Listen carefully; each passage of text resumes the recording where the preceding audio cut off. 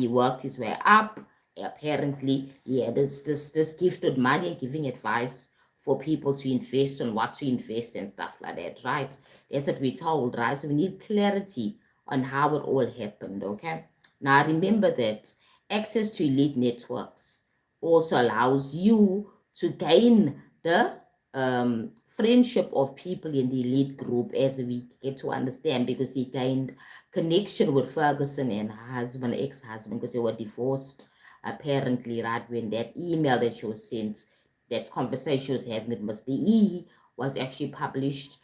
It was actually, they were actually talking after the divorce of from her royal husband, right?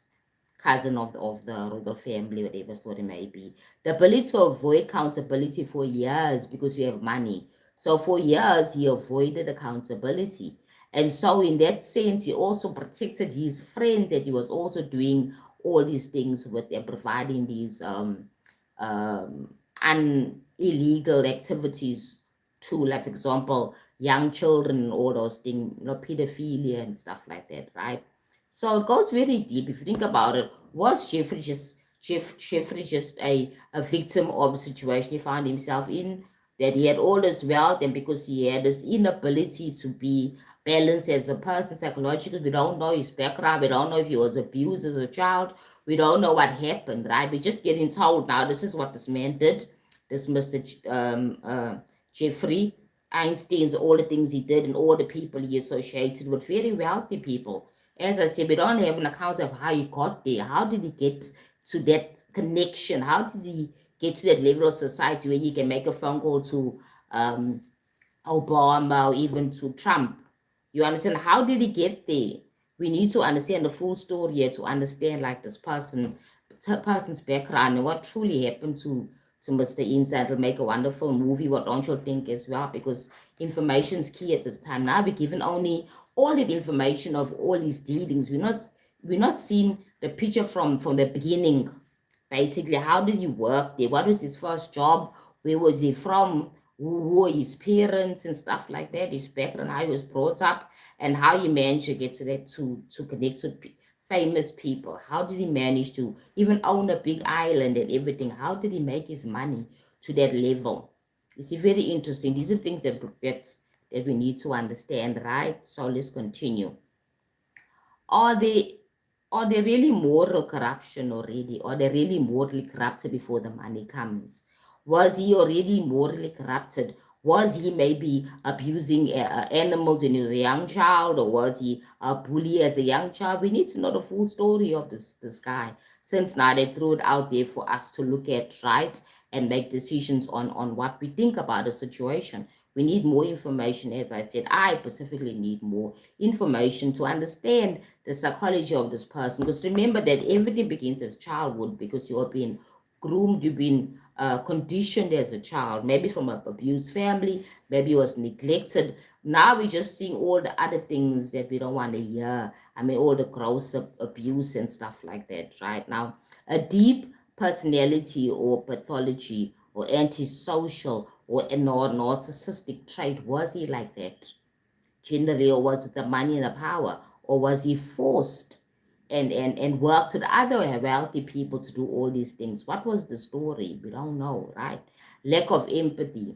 Does he have a lack of empathy? Apparently, all the things that we read now online and hearing in the videos, we are seeing this man with no empathy, a lack of empathy, a very cruel, hard person, because we don't understand anything. We're just given the top layer information, and we now need to make a decision on that in terms of how we really view the story. And I always ask myself, why now? Why are they bringing all the stories out now? Why now? Because, I mean, apparently the guy was arrested in 2008, and then again it was in 2012, right? And that's when it's like soon after he was so-called killed, or he committed suicide allegedly, right? But they say he did commit suicide. So that is a real legal reason why he was how he died, right? Let's continue. Okay, now when you like to control people, right, and you like to control them and lie and gaslight them, he seems to have that tendency of gaslighting people. Now, it's so interesting because even powerful people, not just his victims, the models, the nobodies, also powerful people he had so much control over. If you look at those emails, especially with him and Ferguson, right? How they communicated, that power, and he was like the person that, okay, I don't need your friendship, you need my friendship more. And she called him all like my brother, I love you, and all those things, right? You're trying to understand somebody from that level of society, belonging to royal family, and then you're borrowing from him. So I'm trying to understand, how did it get to that level? I mean, in society where you can get real people borrowing money from you, from him.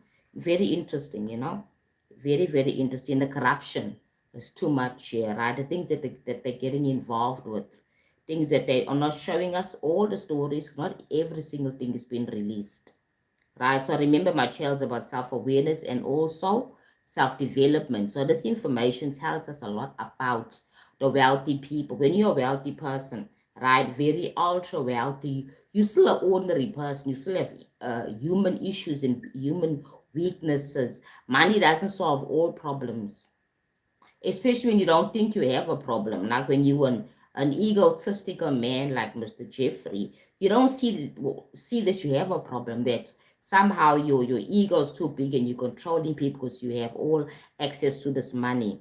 Right? So money itself is not evil, as I said. It's not evil at all. It's the person or the people that are handling the money who have control of the excess of the money that are the problem, not the money.